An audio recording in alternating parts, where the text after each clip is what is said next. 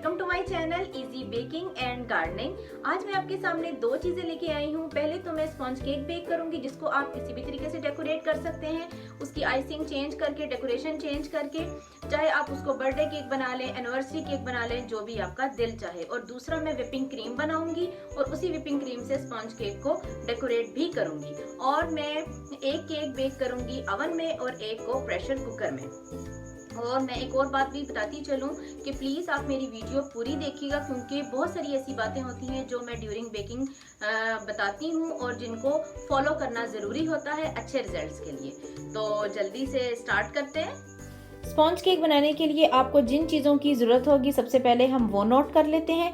1.5 cup मैदा, 1 cup चीनी, आप इसको पीस लें। अगर आपके पास बहुत बारीक वाली है तो उसको पीसने की ज़रूरत नहीं है। 1 teaspoon baking powder, 1 teaspoon salt, 4 अंडे रूम टेम्परेचर पे होने चाहिए, 1 लीमू, हाफ कप कुकिंग ऑयल, आप कोई भी कुकिंग ऑयल ले सकते हैं या हाफ कप मेल्टेड बटर भी ले सकते हैं, 1 टीस्पून वनीला एसेंस और हाफ कप वार्म मिल्क। सबसे पहले हम केक पैन तैयार कर लेते हैं। मैं आपको पहले भी बताया है कि मैंने एक केक ओवन में बेक करूंगी और एक कुकर में। पहले आपने सारा इसको अच्छे तरीके से ग्रीस कर लेना है। थोड़ा सा मैदा लेना है और इसको हमने इस तरीके से करना है, यानी ऐसे। ये दोनों जो पैन है ये 5 इंच के हैं। और अगर आप चाहें तो वैक्स पेपर आप इसके अंदर डाल सकते हैं। ठीक है, केक पैन आपके रेडी हो गए। सबसे पहले मैं कुकर को प्री हीट पे लगाऊंगी और एक स्टैंड रखना है इस तरह का। ठीक है, या आपके पास कोई भी लोहे का स्टैंड है या कोई भी चीज है आपके पास। अगर नहीं है तो आप छोटी छोटी जो पत्थर होते हैं, कंकरियां, वो भी रख सकते हैं। तो मैं इसको मीडियम फ्लेम पे प्री हीट पे रखूंगी अभी। और साथ ही मैं ओवन को प्री हीट पे लगा दूंगी 180 डिग्री सेल्सियस पे। सबसे पहले हमने अंडों की सफेदी अलग कर लेनी है ऐसे।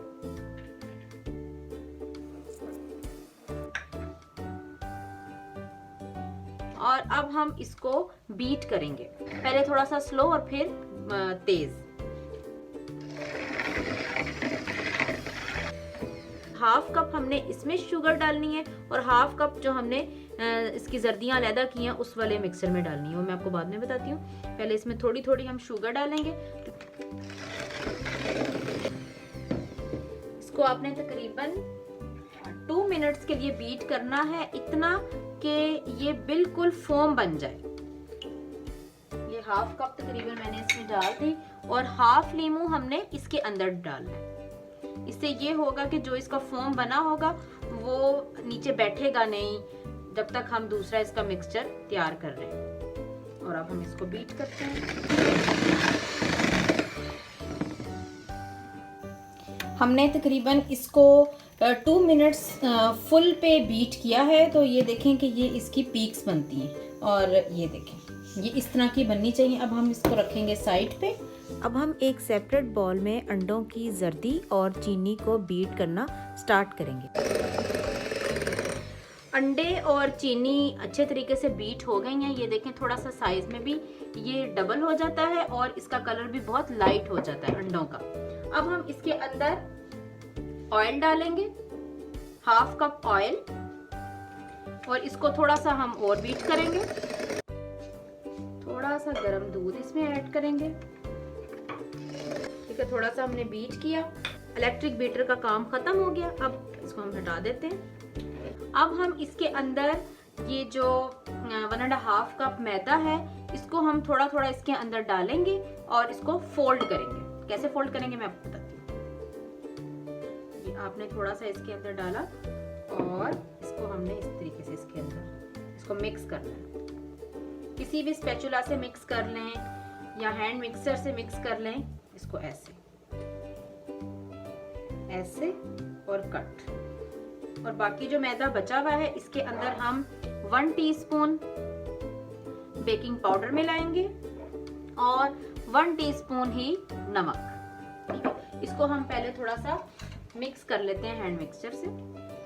और आप मैंने आपको वैसे पहले भी हर वीडियो में बताती हूँ कि जब आप मैदा छाने तो उसी के अंदर ही आप बेकिंग पाउडर और नमक डाल के छान लिया करें। मैं तो आपको इस तरह दिखाने के लिए इस तरह सेपरेट डालती हूँ। को भी डालें इसकी तरफ से और इसको फोल्ड कर लें।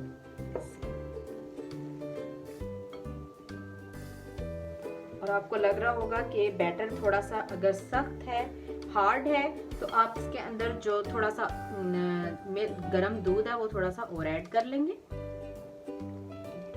अब हम इसके अंदर ये थोड़ी थोड़ी करके सफेदी ऐड करेंगे, लेकिन हमने इसको मिक्स नहीं करना हैंड मिक्सचर से, सिर्फ फोल्ड करना है। थोड़ा सा ऐड किया और इसको हम फोल्ड करेंगे ताकि इसकी एयर ना निकल आए। इसका जो मिक्सचर है वो रेडी हो गया है।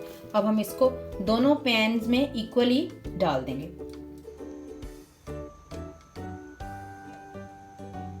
तकरीबन इक्वली डाल दिए दोनों पैन्स में। अब हम इसको हल्का सा टैप करेंगे जमीन पर ताकि इसका थोड़ा सा कोई एयर बबल हो तो वो ऐसे निकल जाए। कुकर के अंदर रखूंगी एक को और एक को ओवन में।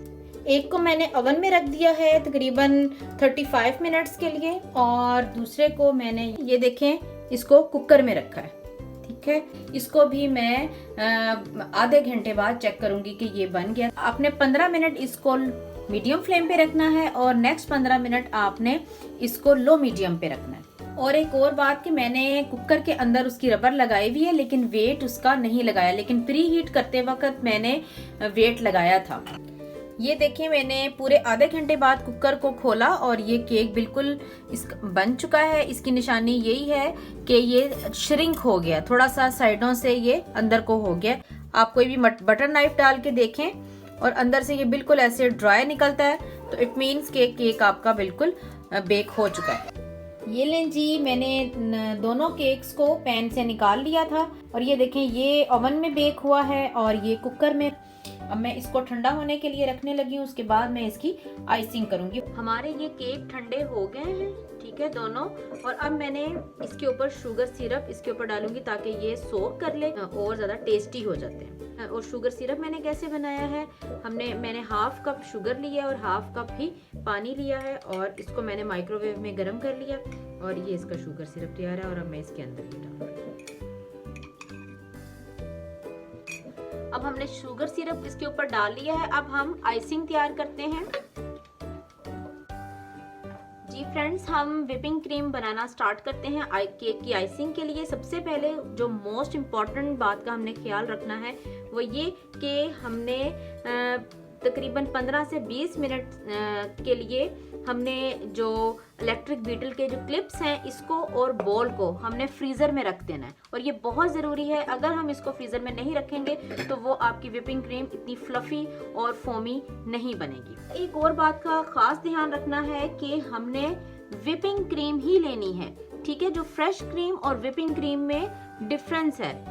और एक और बात का खास ख्याल रखना है कि आपकी व्हिपिंग क्रीम भी सही ठंडी होनी चाहिए। 1 कप के करीब इस क्रीम को हम इस बॉल में डालेंगे। हमने इसको स्लो बीट करना स्टार्ट करना है। और एक और बात बताती चलूं, अगर आप इसको सर्दियों में बीट कर रहे हैं तो आप इसी तरह कर लें बीट। लेकिन अगर गर्मियों का मौसम है तो आपने इस बॉल को किसी बर्फ वाले बॉल में रख के फिर बीट करना है। और स्लोली हमने इसकी स्पीड को बढ़ाते जाना है। हमने इसको 1 मिनट के लिए बीट किया है और अब आप इसका टेक्सचर देख सकते हैं कि थोड़ी सी इसकी पीक बनना स्टार्ट हुई है, ठीक है, हल्की सी। तो इस स्टेज पे आके हमने इसमें वनीला एसेंस डालना है। तकरीबन ½ टीस्पून हम इसमें वनीला एसेंस डालेंगे और अच्छी तरह छान के हमने तकरीबन 2 टेबलस्पून हमने चीनी ऐड करनी है। पिसी हुई चीनी पीस लें पहले और फिर उसको आप छान लें। चीनी डालने के बाद मैंने इसको 30 सेकंड और बीट किया और ये देखें ये इसकी थोड़ी सी स्टिफ पीक्स बनना शुरू हो गई। इसको थोड़ा सा मैं और बीट करूंगी। इसको आपने क्रीम को ओवर बीट भी नहीं करना, ये भी एक मोस्ट इम्पॉर्टेंट बात है कि ये देखें इसकी स्टिफ पीक्स यूं बनती हैं, ये देख रहे हैं आप इस तरीके से। और इसका एक और भी कि जैसे जैसे मैं इसको आगे बीट करूंगी पीछे पीछे इसका बहुत ही स्मूथ सा पैटर्न बनेगा, ये देखें ऐसे। और जहां इसका ये पैटर्न बनना स्टार्ट हो जाए आपने उधर ही बीटिंग इसकी स्टॉप कर देनी है, क्योंकि अगर आपने ओवर बीट कर लिया तो इसके अंदर से जैसे मक्खन बनना शुरू हो जाता है, मक्खन की तरह पानी इसका निकलना शुरू हो जाएगा और ये क्रीम आपकी खराब हो जाएगी। ओवर बीट नहीं करना। और एक और बात इसकी निशानी ये है कि आप ये देखें कि आप इसको बेशक इधर उधर करेंगे, ये उल्टा भी कर देंगे तो ये नीचे नहीं गिरनी चाहिए। अब मैं आइसिंग स्टार्ट करती हूँ। पहले इनके दरमियान में लगाऊंगी। हैवी पसंद करते हैं आप हैवी लगा लें। और आप इसके इस स्टेज पे यहाँ पे अगर आप पाइनएप्पल के चंक्स डाल दें वो भी अच्छे लगते हैं। आप इसके ऊपर रखते हैं दूसरा पीस। अब हम इसके ऊपर आइसिंग करते हैं। और देखिए मैं सिंपल एक बटर नाइफ यूज कर रही हूँ, जरूरी नहीं है कि आपके पास सारी चीजें हों और आप तभी इसको करें। ये देखिए मैंने बटर नाइफ से ही इसको मैं सेट कर रही हूँ। और थोड़ा आपने कैसे करना है, इसके ऊपर लगाना है और इसके ऊपर रख के आपने बिल्कुल इसको सीधा रखना है, इसकी ऐसे ऐसे, ठीक है। इसको फिर आप ऐसे कर लें, सेट कर लें। ये तो थोड़ा सा प्रैक्टिस के साथ ही आता है। इसको सेट कर लेना है जितना हो सके, ठीक है। कोई ज़रूरी नहीं है कि आप बिल्कुल इसको परफेक्ट बनाएं। बेकरी वाले तो जाहिर है डेली बनाते हैं तो वो तो बहुत प्रैक्टिस होती है उनकी। इसको अब मैं रखूंगी फ्रिज में तकरीबन 15 मिनट के लिए, ताकि ये सेट हो जाए। फिर फर्दर डेकोरेशन इसकी मैं बाद में करती हूँ।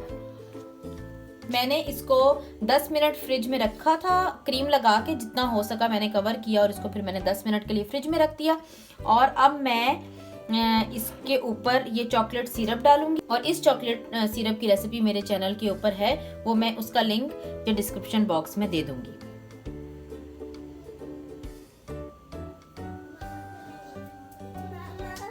इसको आप इस तरीके से कर सकते हैं। मेरे बच्चे भी बीच में बोल रहे हैं।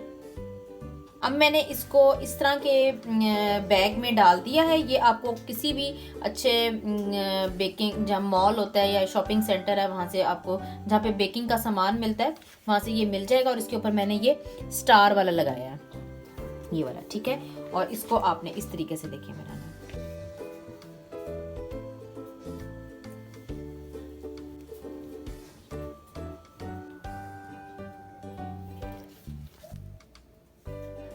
मैंने इसको इस तरीके से बना लिए सारे, नीचे भी लगा दिए क्योंकि क्रीम काफ़ी ज़्यादा थी इसलिए। और मैं ये अपने हस्बैंड की बर्थडे के लिए बना रही हूँ और क्योंकि मेरे बच्चे भी हैं वो ये चीज़ें पसंद करते हैं। ये जहाँ से बेकरी का सामान मिलता है, जिस स्टोर से भी आप लें, वहाँ पे ये छोटे छोटे स्प्रेड्स मिलते हैं। ये आप ये भी स्प्रिंकल कर सकते हैं ऊपर।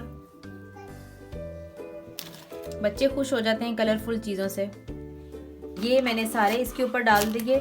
साइड पे कैसे आप डाल सकते हैं, आप दूर से ही इसको ऐसे करेंगे क्योंकि बहुत हैवी क्रीम लगी हुई है, वो खुद ही चिपक जाते हैं साथ। ये केक रेडी हो गया है। अब मैं काट के तो नहीं दिखा सकती क्योंकि ये हस्बैंड की बर्थडे के लिए बनाया है। हम सब मिलके काटेंगे, बच्चे, हस्बैंड और मैं, और उसके बाद फिर मैं आपको दिखाऊंगी। जी तो फ्रेंड्स, उम्मीद है आपको ये केक और इसकी ये डेकोरेशन अच्छी लगी होगी। आप ये देख सकते हैं कि ये कितना अच्छा अंदर तक बेक हुआ है। हमने तो इसको बहुत इंजॉय किया और आप भी इसको जरूर ट्राई कीजिएगा। और मैं ये बात भी कहना चाहूंगी कि अपनी छोटी छोटी खुशियां जरूर इंजॉय किया करें। मुझे दुआ में याद रखिए। अल्लाह हाफिज।